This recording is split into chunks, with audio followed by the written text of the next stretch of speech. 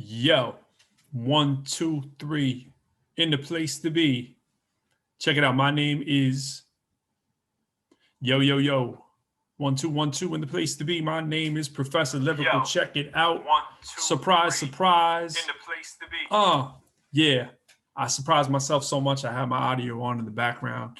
Surprising myself so much, surprising my house so much that my wife might even come in. Lucky I got the virtual background up so she doesn't get, like on camera because I think it'll virtual her out.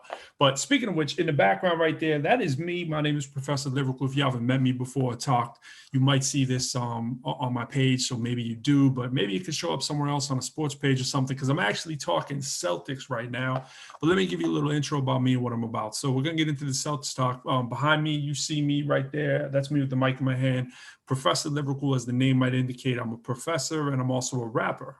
So as an MC actually hosting that show and rapping at that show and talking at that show, what that is a Boston Celtics stay in school event. I've done like 5 of those. Those were done at Northeastern, those particular ones. My man Dana Barros, you see right there, old Celtic legend, BC, Boston legend in general. Great three-point shooter, former All-Star, played for Seattle, as you might know. Great dude. Rich Gotham, my man right there, the president of the Celtics, sitting next to him is the former superintendent of the Boston Public Schools, and next to him, my man D from Northeastern Sports and Society helped put those things together. So what they were is for students who had perfect attendance in the city of Boston, they'd all come out, middle school students, and they at Northeastern, they'd hear a message about, staying in school and hooping, and they were excited. It was a day off of school really to come check out and hear the Celtics, people like myself talking to them, trying to keep on the right path and that kind of stuff. So talking about how, like, if your career is basketball, it doesn't necessarily have to mean that it's on the court. You could be a statistician, you could be talking sports, you could love hoop and still not necessarily be one of the like 15 people who play for the Celtics or one of the other, 30 teams. That's 450 of the best players in the world. And just, talking probability, it's probably not going to happen. Same odds of probably being a, like a rich and famous rapper, right? It's probably not going to happen. You can be a rapper. You don't have to be rich and famous. You can be one that does a lot of other stuff. You can play corporate kind of stuff. I do a lot of colleges, that kind of thing, speaking, talking, rapping, whatever, and stay successful and maintain for a long time. So anyway, speaking of that, speaking of staying successful and talking about the Celtics, let's talk about what they got to do to be successful. Because I don't know about you, but I think this year was a big overachievement. I'm no longer in Boston. I'm out in the DC area. So the team out here is the Washington Wizards. No disrespect, but the Washington Wizards, they're like a tough crew to watch. They had my man IT for part of the year, so I was enjoying that. It felt like home away from home. They shipped him out or whatnot. But I think about Bradley Beal, and I'm like, damn, he would look good in a Celtics uniform, right? And I've heard some chatter about that. Like maybe he won't be happy, and maybe he'll want to get on a winning team. Hey, look over here, But like, who are we gonna move?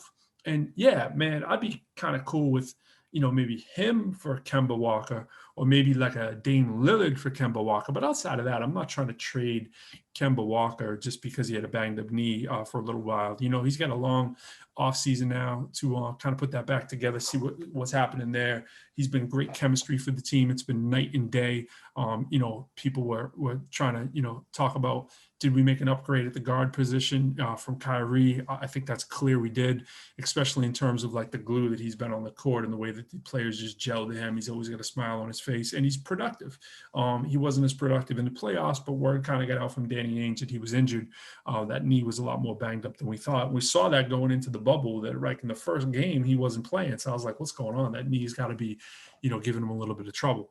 But with some time and some rest and some care that these physicians can give him, I would have no reason to believe that he wouldn't be back for next year and be at full strength, at least for most of the year. And you just want to have him ready for the playoffs. So maybe you don't try to run him 36 minutes a game every single night when you don't have to. Celtics got a lot of young guards in reserve that they can bring out there. And plus Marcus Smart, I think he showed that he can more than handle the point in long spurts. So maybe you not platoon, but you get a lot more time in there for Marcus because he's so versatile and can play many positions, but including the point. So let's talk about Gordon Hayward. A lot of talk, people talking about, let's ship out Gordon Hayward. He's making so much money. He's injury prone. Is he injury prone, or are those like freak injury accidents, because I would not say that's injury prone, right? He hit his hand reaching out for a ball.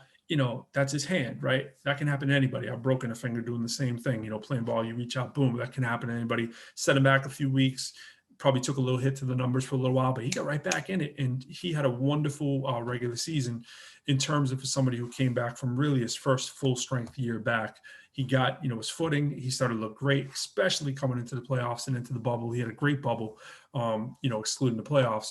So the talk about, getting rid of him when he's in a contract year, he's a chipped player right now because these expiring contracts are wonderful to have for the way that free agency works and for the way that caps work. So there's no rush to trade a player like him, who's definitely not hurt. When he's on the court, he's like, it's almost like the adult in the room. It's like he's not looking to be the me, score first, kind of like hot shot kind of player, and not to say the Celtics have hot shots. We don't. We have two incredibly young players who are amazing on the court, but they're going to be fighting for their own shots. They're not necessarily, pass first players. But I think Gordon is, for a guy who's an off guard at best, more of a three kind of wing. Someone who can definitely shoot the ball. He has a mid-range game, which is all but disappearing from the NBA. Hits those timely shots when we need to get going and we're bombing away from threes and just missing. He'll come into the lane, do a little skip, look for it, either do a little pocket pass or he'll hit that nice little mid-range, and you're like, okay, I feel good about this now. I feel like we're actually thinking, which opens up the 3-point game. So that's my kind of thought on Gordon. I know a lot of people will be like, he doesn't look as athletic as he did before the injury. Looked pretty athletic to me. And actually, I don't know if you've seen it, but if you search this and Google for it, speaking about when I was talking about the Washington Wizards, he played one-on-one. And they both got together and they said, let's play some one-on-one when Gordon was coming back to test how he was. So the fact that he was able to play one-on-one against who I'm saying that the Celtics should consider trading for, if there's a trade to be had between the Washington Wizards and the Celtics, maybe for Kemba. That's about as far as I'd want to stretch it. I think the fact that that you could listen to the fact that Gordon played, I believe, 5 games of one-on-one. 5 games of one-on-one with a lethal 6'5" shooting guard, who's the best player on the Washington Wizards. I mean, you think about that, I was like, whoa, that's kind of crazy. That kind of lets you know where Gordon's athleticism was when he came back in. So, do we make a move for Kemba for maybe another elite player? Yeah, maybe. Do we make a move for Gordon? I don't know what you're going to get in return for Gordon. Is it like, a couple players on the bench?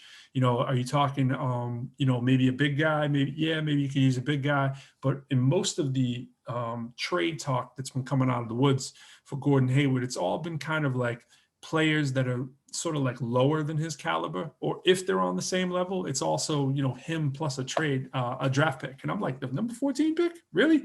14 is pretty valuable. Celtics can do a lot of magic with a 14 pick. So I'm kind of like, you know what I mean? If I can keep Gordon Hayward and have that consistency and that mature kind of vibe in there, and along with Kemba, I'm happy with the 5 we got. Where you make up space this year on the team is bringing along Robert Williams. Bringing along Robert Williams to me is a big deal because he showed flashes in the playoffs, not flashes, actually long stints where he was a player with pop in the step. He can definitely be a shot blocker. He can definitely score points quick in a hurry, get you rebounds. He projects to a 14 and 12 over a 36-minute stretch, which is amazing for a person as young as he is with his limited experience. And when that experience goes up, I mean, those numbers don't fully correlate. They're actually probably going to get better as he's in there with consistent time. You got to remember a lot of those things. He's in there, 5-minute stretches and he's back on the bench.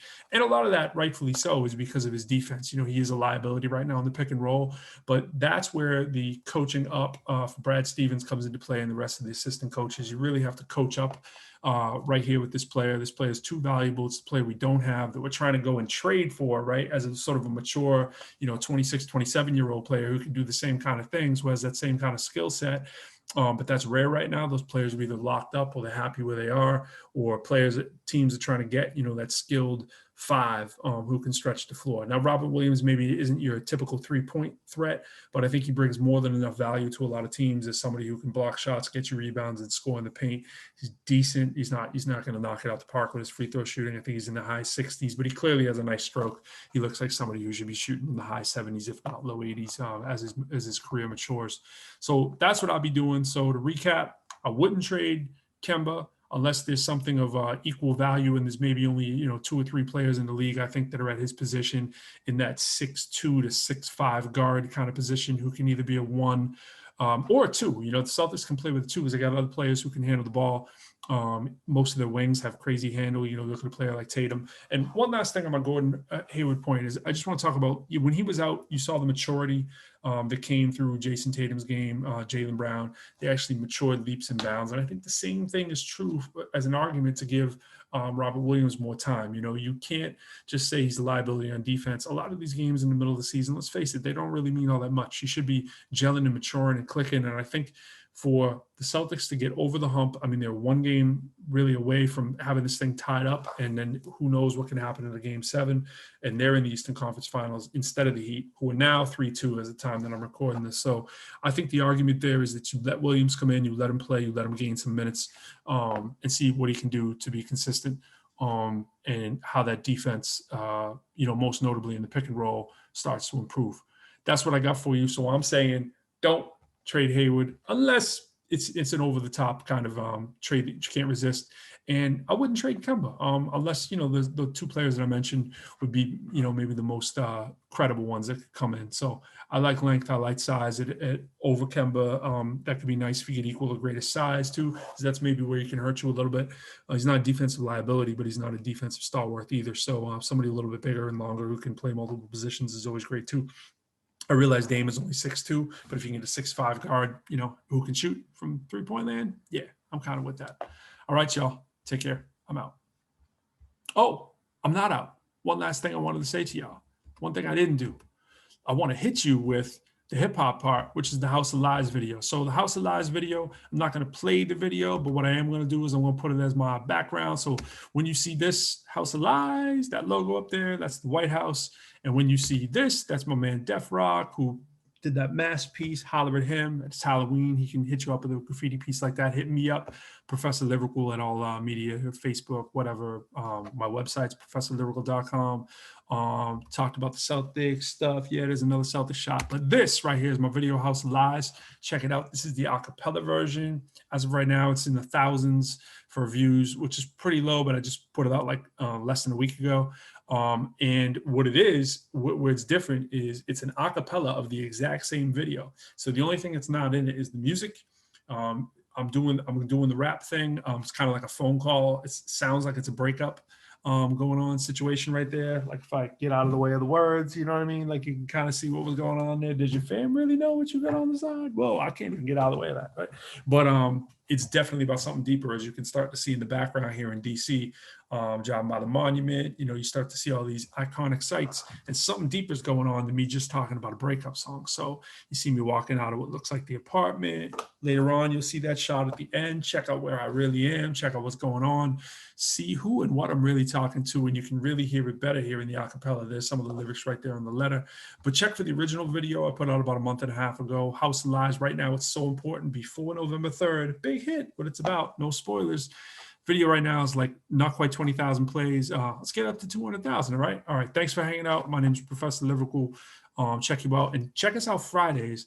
My man Jay Cruz, who is also known as AKA Quokane, me being Lyrical, Professor Lyrical. We call our show Pro Quo, and we're doing that on Fridays live on my Facebook page, which is Professor Lyrical. So check us out. We bring up guest MCs up there, guest artists. We talk about what we got going on and different sort of tips and ideas for artists to kind of make it through the struggle of COVID-19 and so forth. I'm trying to see what I got on the screen there, so you can check it out. But check this out. It's on my page right here, Lyrical of Invasion page, which is my Professor Lyrical page for all of my music and all that kind of stuff, and other talks and so forth. All right, hitting you with little sports just to do my first live, really test out the waters of like what the heck I'm doing on a live on Facebook, because I haven't done one before officially. So here it is. All right, y'all. Peace.